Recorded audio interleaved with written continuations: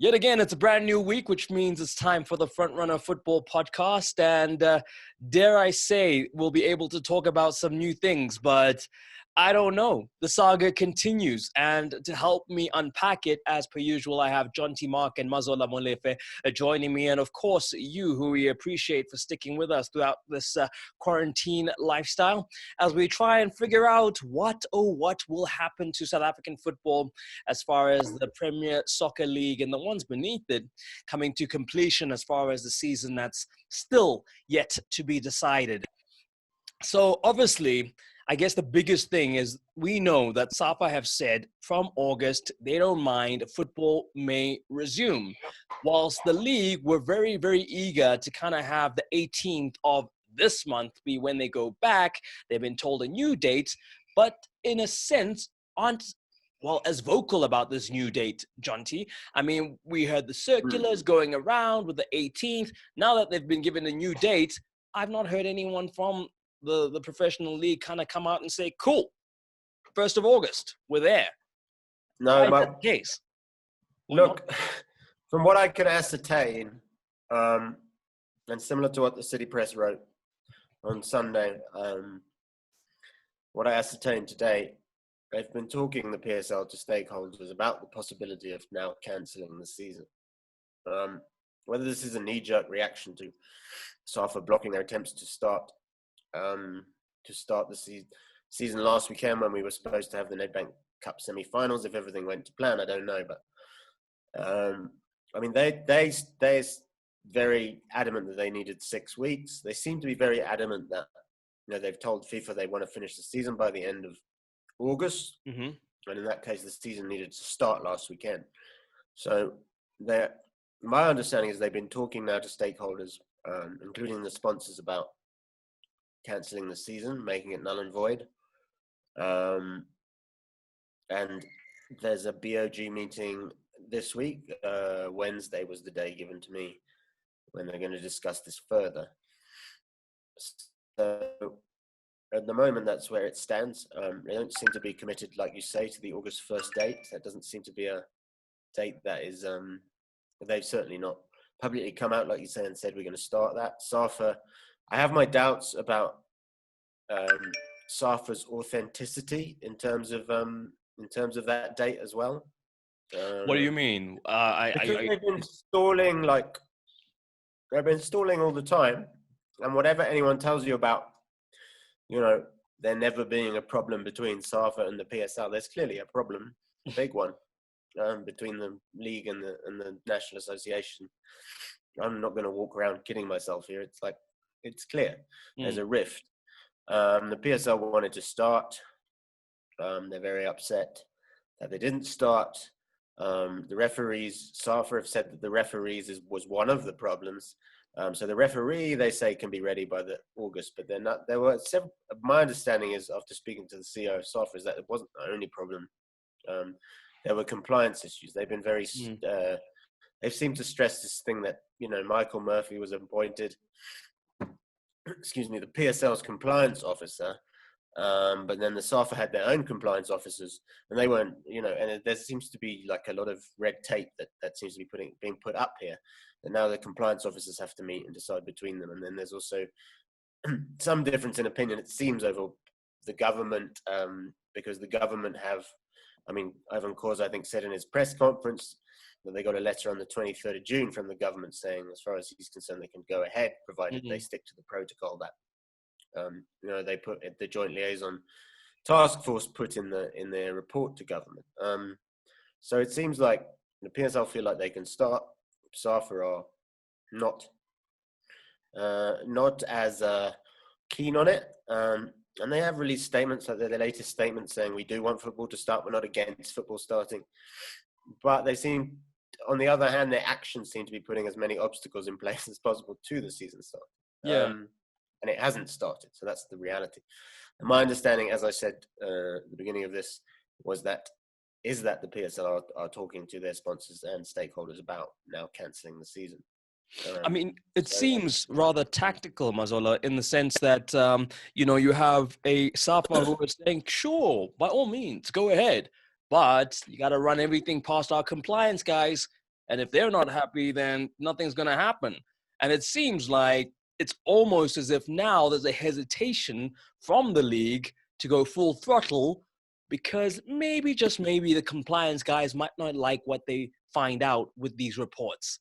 It seems to me that if everything is going hunky-dory on the side of the league, then compliance shouldn't be an issue and we should be back on the pitch. Why is that not the case? Yeah, look, obviously I'm looking for words. Because Manzola's had enough. Looking for words or holding your tongue. The mix of both. I've had enough because, I'm getting tired of this topic. Not necessarily from a podcast point of view, but just in general. In life. I think everyone is just fatigued with this whole thing about when is football coming back. When I saw the City Press headline yesterday, I was thinking, well, maybe that should be, the way to go. As Jonty was saying, obviously post the BOG on Tuesday last week, we had also we had all by then heard murmurs that there's considerations or suggestions to cancel the league completely. And may I say it, even a suggestion to go the MLS route, which is to stand, for the PSLs to stand on its own 2 feet, and not no longer be a special member of the South African Football Association, which that could take forever. I mean, that we to have to write to FIFA and remove themselves as a special member, and for FIFA to grant them the go ahead to stand on their own 2 feet, that could take forever. It's but by the time they do it, it might not have even been necessary to some degree. But yeah, I mean, you're quite right. I mean, I think on paper, if what SAFA is saying on paper is to be well and truly to be believed, then you could argue that possibly there are some compliance issues that the PSL do not want to be forthcoming with. I hope that's not the case, because if that is the case, then the league must definitely reconsider in terms of starting up, going into the bubble, because it's risking lives. If we are taking 32 teams, and Lord knows how many individuals, players from different squads go into that bubble, and there's not been transparency about the number of infections from different clubs or club officials or players or whatever, then it's a nightmare. It's a nightmare situation. So you obviously don't want that. So SAFA obviously, been given the overarching role by the minister himself. We've seen the letter. Dr. Ivan Khoza has spoken about, the letter written to both the two bodies by the minister, but also admitting the fact that SAFA have been giving sort of the role to oversee the entire process. But what was also ridiculous, and that what made me feel like this is now becoming some sort of a witch hunt and a case of he said, she said, is a story in the Sunday Sun yesterday talking about how, an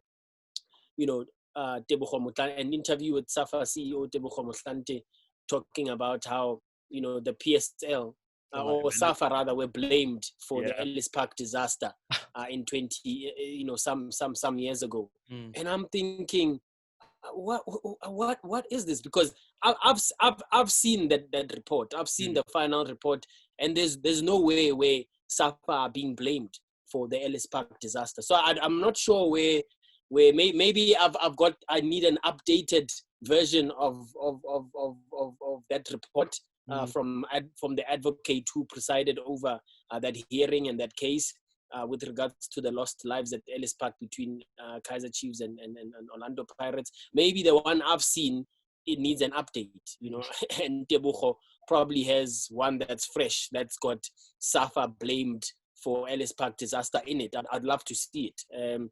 So when you read that, you start thinking, well, what is going on here? Who's fooling who? It's cat and mouse and this and this and that.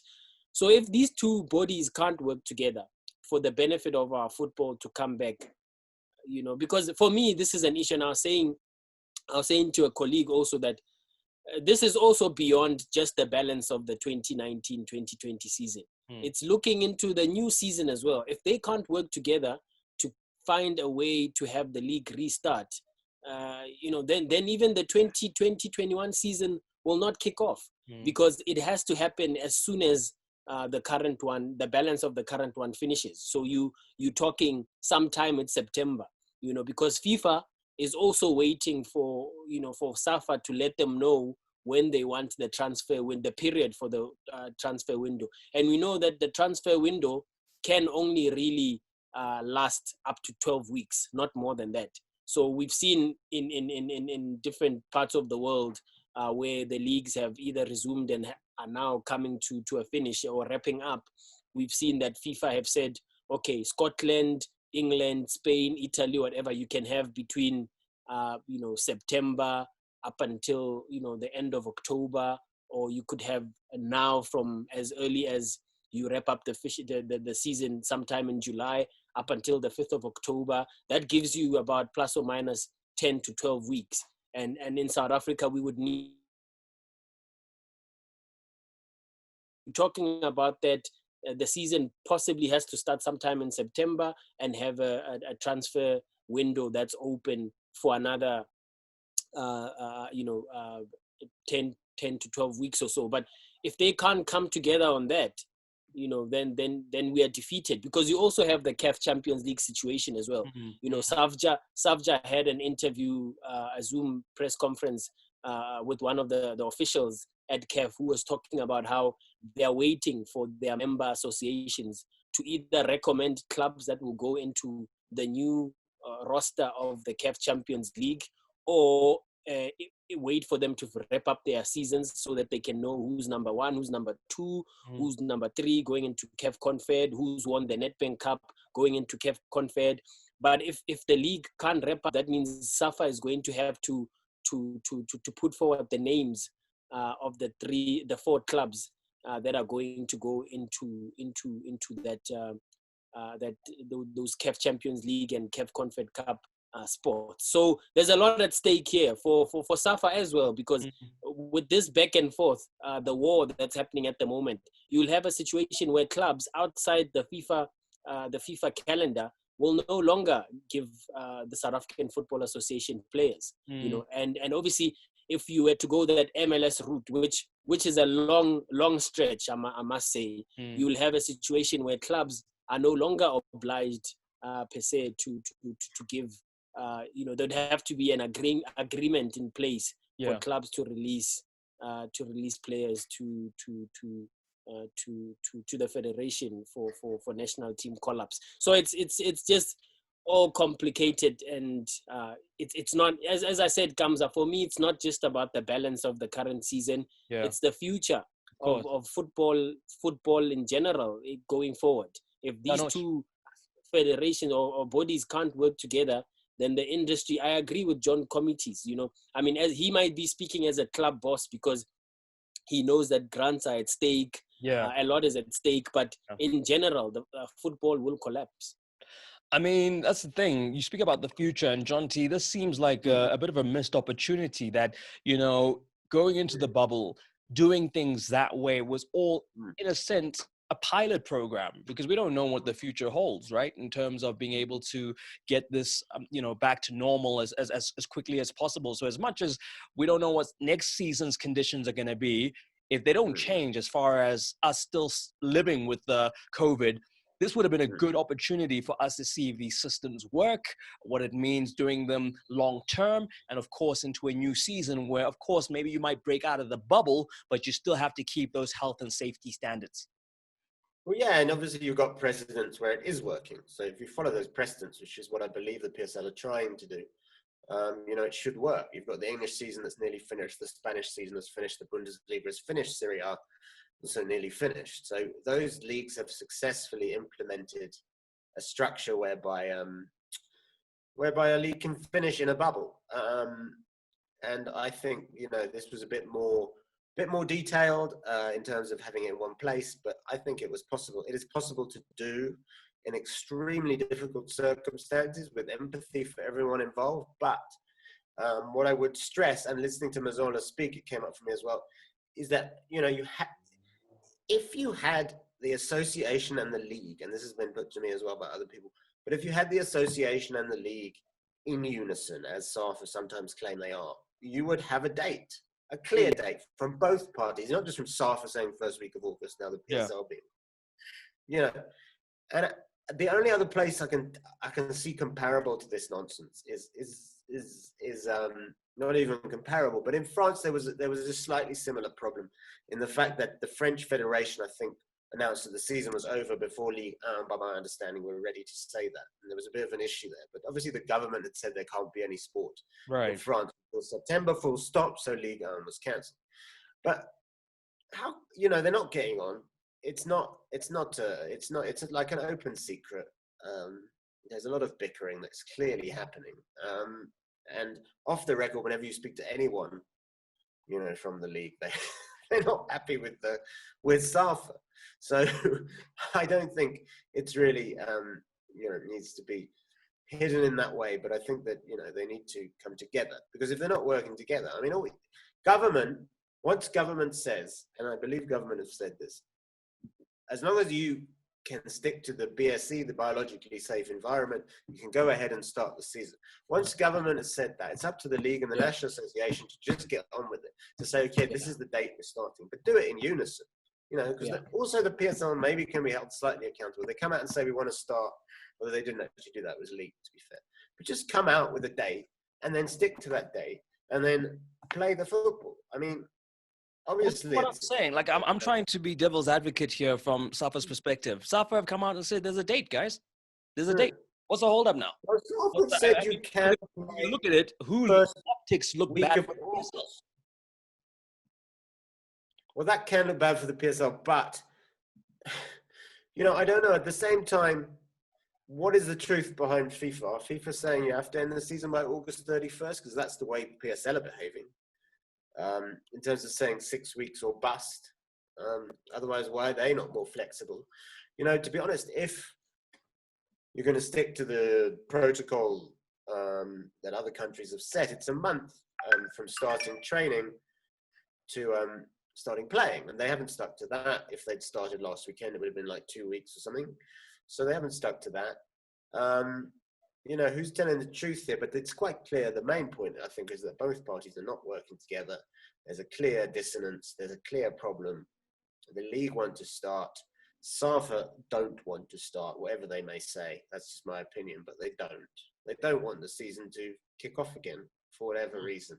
Whether it's a genuine concern over the coronavirus or some other more sinister reason, I don't want to speculate, but they don't want the season to start, and I don't think they want it to start. Even if they say first week of August, it can start, but then there's another issue or another issue.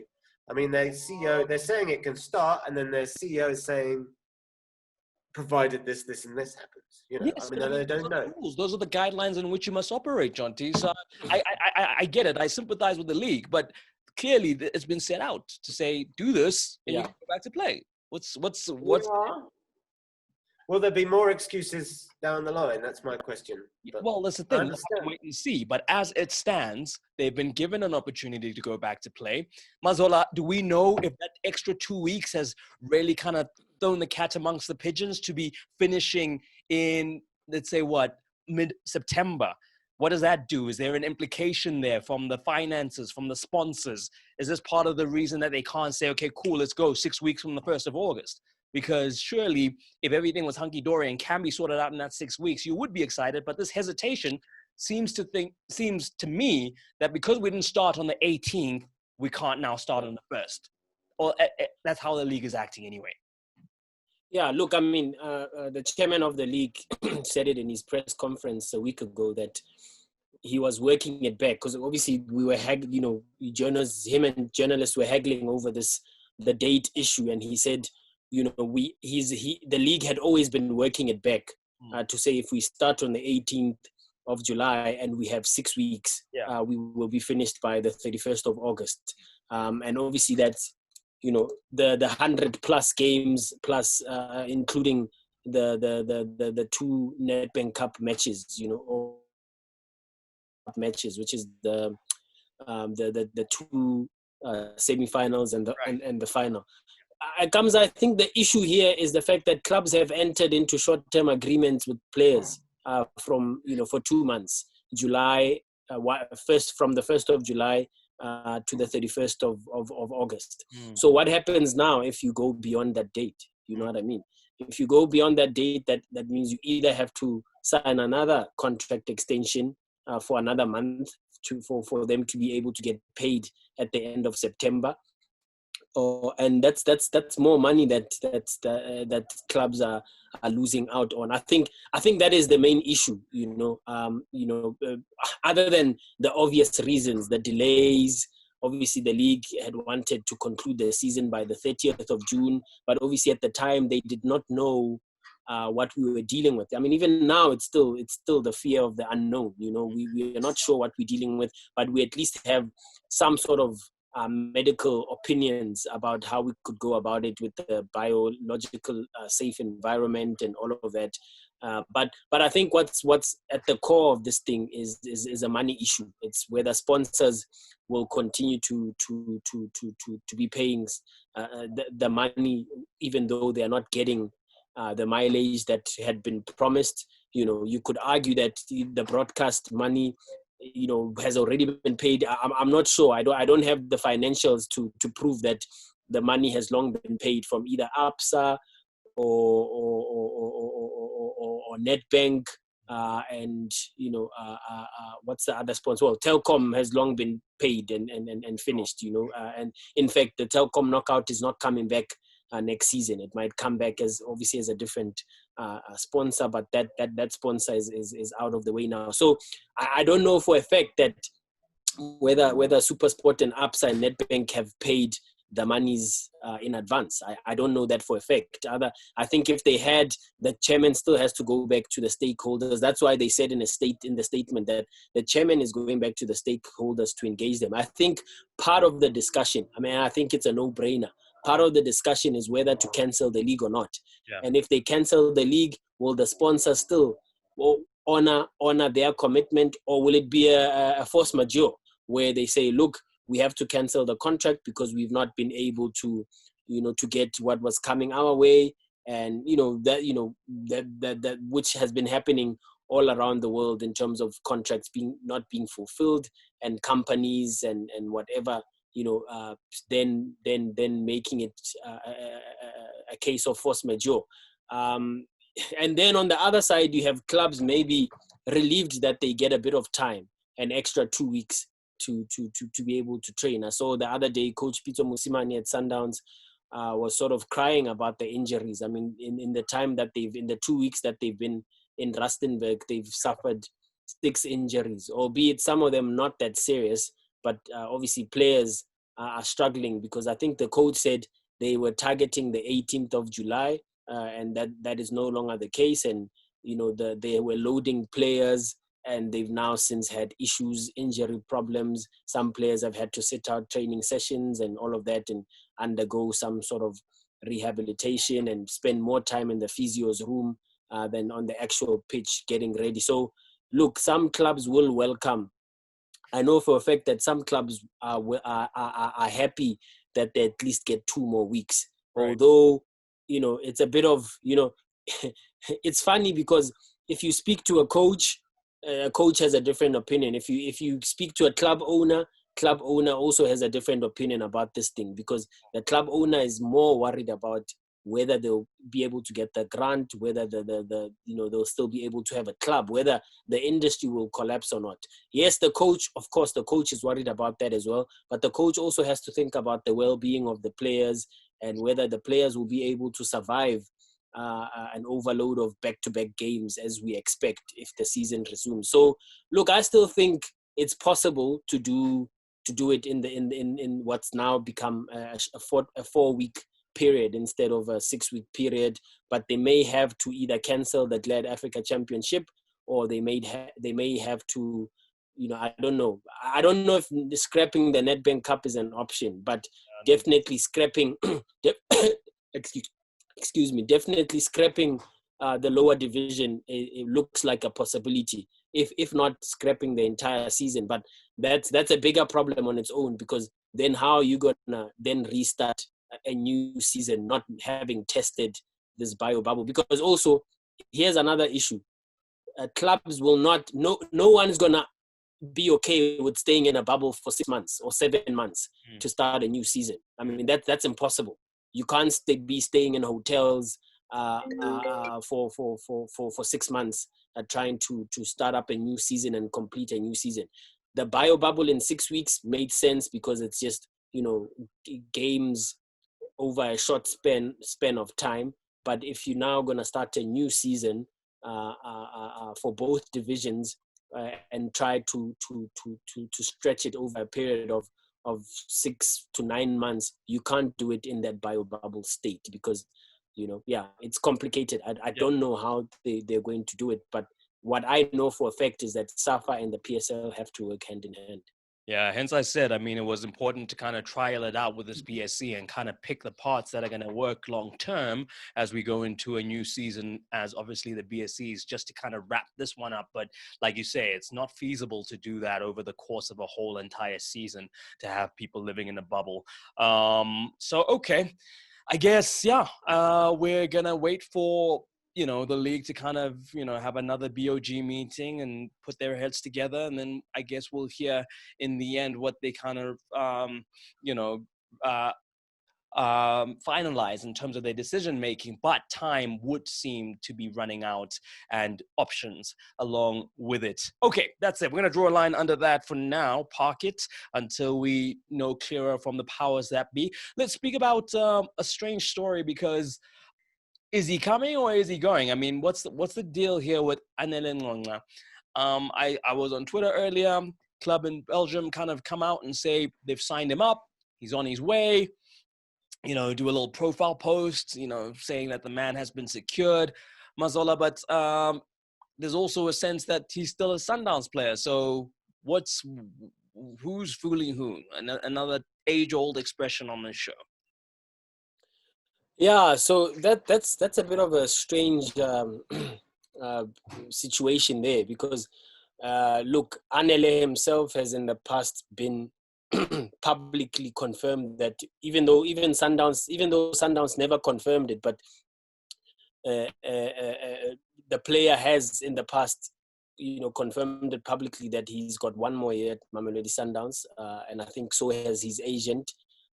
That his contract is due to expire June 2021.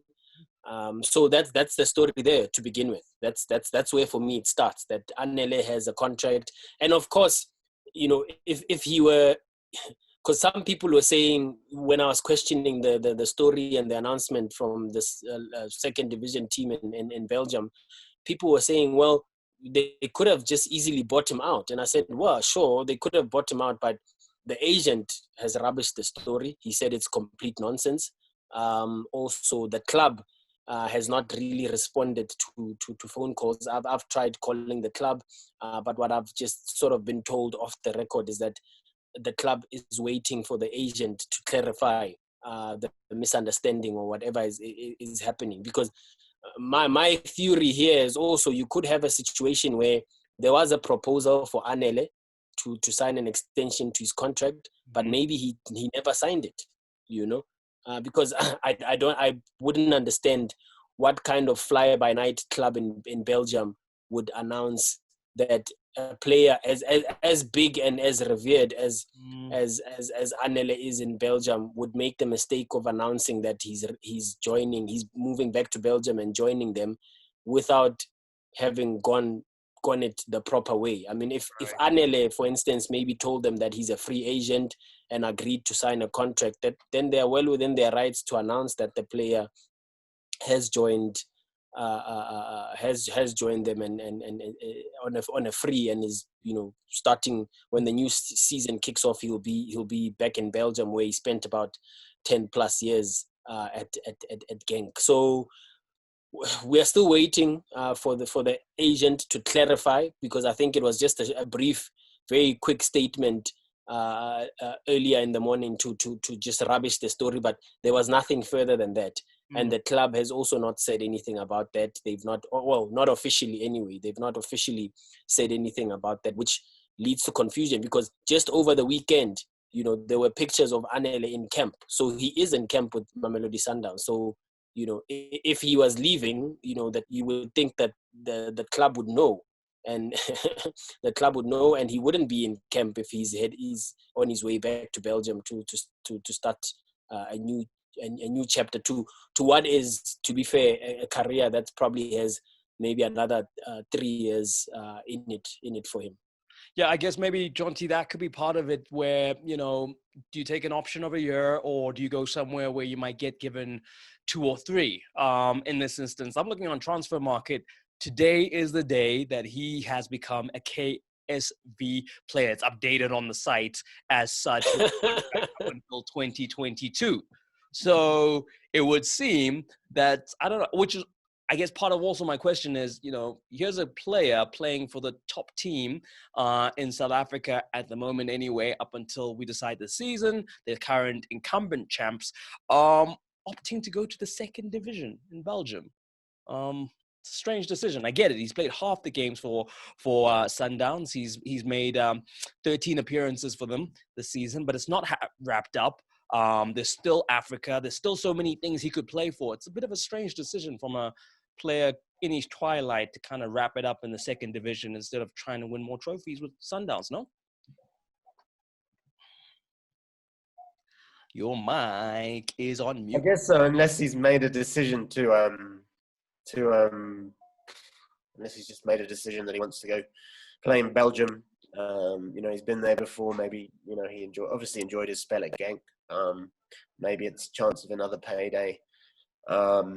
I do find it surprising that, it's not usual for a club to just announce that they've signed a player if they haven't signed him. So, this could be a contract but also, he's obviously said to have signed a new deal with Sundowns. So unless, as Mazola said, he hasn't signed it.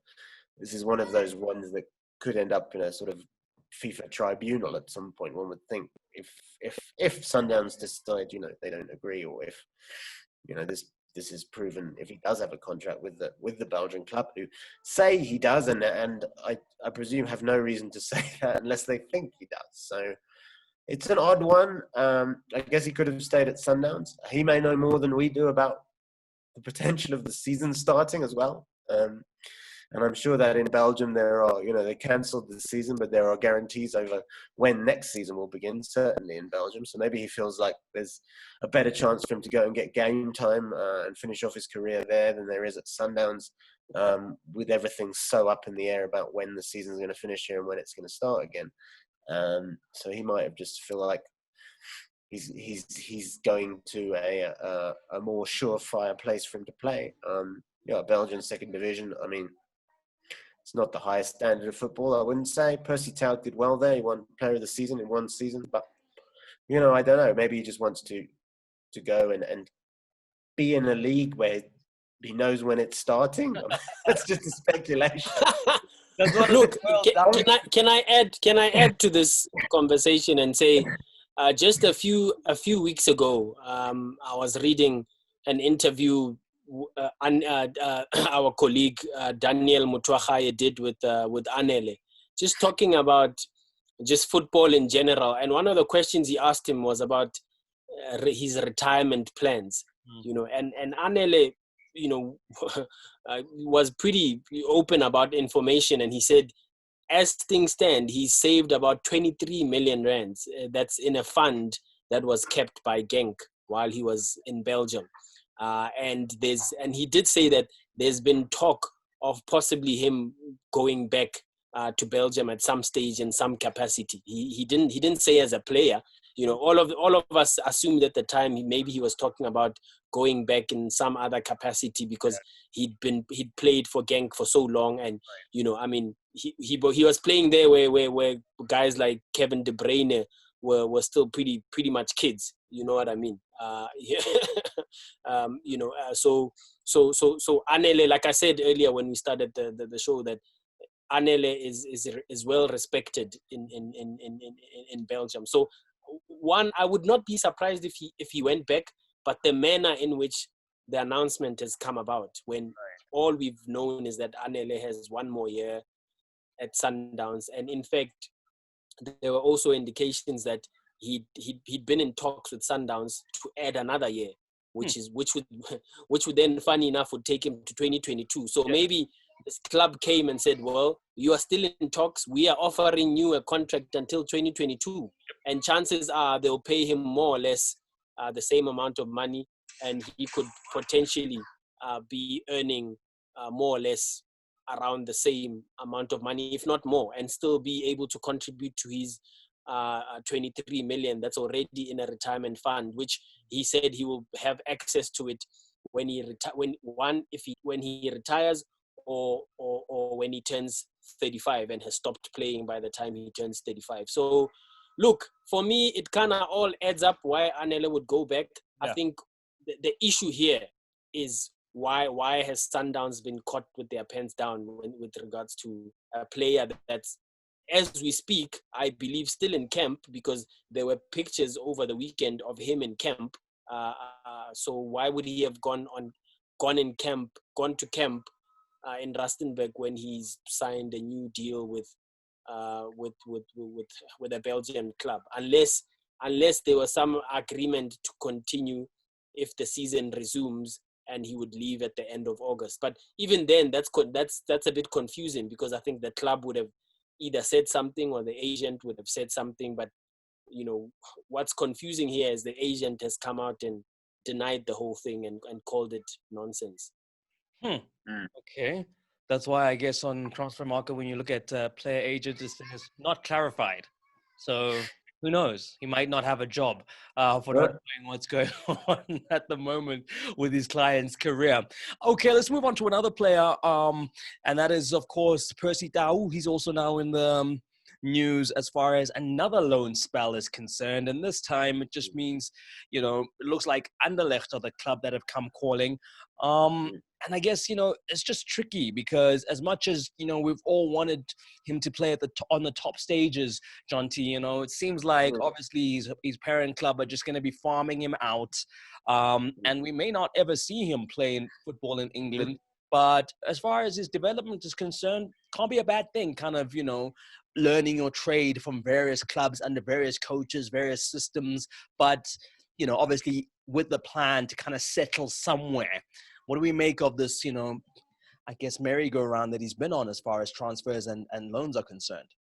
Look, Anderlecht are a good club. Maybe not what they once were, but they're one of the top sides in Belgium, as Club Brugge were, and where he got great experience playing in the Champions League last season. I think the chances of him playing for Brighton are it's very difficult because of the strict work permit regulations in the UK. And I know that, with Brexit, it might change a bit, and there's various other things around it, but it's tricky because especially with the way South Africa have fallen down the world rankings, it's difficult for him. And Brighton must have known that. This is the other thing. They must have known that when they signed him, that it was going to be very difficult for him to play for them. But my understanding was that the owner of, obviously, Brighton was the same owner that runs the club in Belgium, Union Saint-Gilloise, that he first went to. And the idea was that he wanted to sign up some players. This is what I heard, that he wanted to sign players that would help Union in that second division Belgian team get promotion. It didn't happen, but Percy certainly played his part in that season when he won the league's player of the season and was widely praised for his performances and did an excellent job. And then at Bruges, similarly, I was quite surprised they didn't extend his loan, because I think he did a decent job there. And obviously he has enough of a reputation in Belgium for Anderlecht now to come calling, which is certainly, shines a bright light on the fact that he's done very well in Belgium. And I think Percy Tau is a player who deserves a lot of compliments, because, you have a lot of players that do go overseas and don't make it. But he's got his head down and he's worked. I think he was praised even for the fact that, maybe he thought, okay, I'm signing for an EPL team, Brighton, I've made it. Then suddenly you're sent out to a second division Belgian side, and maybe you think to yourself, oh God, what am I doing here? Instead, he got his head down, he worked, and he was named the best player in the league for that season. So, his attitude and his mentality is certainly stands him in good stead. And I think he'll do fine at Anderlecht. And hopefully he'll be getting plenty of opportunities. to play at the highest level with them. And maybe he can move on from there. I do think his chances of playing for Brighton are slightly limited. And for Kemo Makocho, who's about the only South African playing in England at the moment, or one of, is only playing there because he has a Dutch passport. So it's very difficult for someone with a South African passport to play in the EPL or even in the lower leagues in England. So, I think it's going to be tricky for him to ever play for Brighton. But I think I would like to see him. I'd love to see Percy Tau one day playing in the English Premier League. It would be fantastic. Well, this is the thing. I guess if he stays in Belgium long enough, he might get citizenship there and then have that passport. But then, like you said, Mazola, all the way back in May, Brexit is going to throw a cat amongst the pigeons here as far as what happens to Percy's career. It's not as cut and dry. If it was complicated before, it's probably only going to get more complicated now. Yeah, look, I mean, and when I did the story a few months ago, it was clear from having spoken to a couple of people who do business also in Belgium, a couple of Asians as well, and just trying to understand the situation and reading up on this whole Brexit thing, how it's been covered, obviously in the UK with regards to transfers, and that it was clear to me that Percy has no other option but to go on loan again. And I think I made that clear in the piece as well, that Percy has to go out on loan again, because in as much as the situation changes somewhat as of January next year, he's still to some degree at a disadvantage, because if Brighton are going to have to choose over, let's say, an Italian player over Percy Tau, you'd hope as the South African that they choose Percy Tau, of course. But the reality is that if they want someone to hit the ground running, someone coming perhaps from the Italian Serie A or from the Spanish La Liga and doing pretty well, and thinking they could add some firepower to the team, or whether it's a defender, it doesn't matter which position, and they feel that he could add some value, they would pick him over Percy Tau to be able to play. And the issue here is that Percy obviously has been now loaned out 2 seasons in a row. He's got 2 more years left on his Brighton contract. Look, I didn't think finding a team was going to be difficult for Percy, because as long as he's contracted by Brighton, they were always going to help him in finding a club to loan him to. Sure.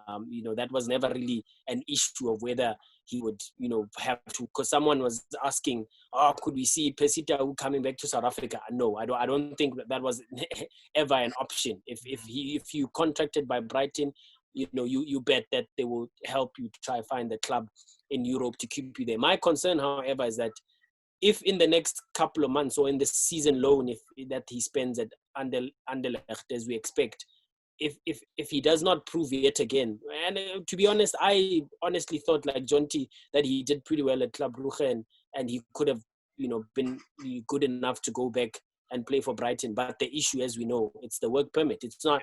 I don't necessarily think it's his performances and all of that, because I think, the manager there at Brighton, even though it's a different manager as opposed to Chris Hughton, who had signed him initially. Yeah.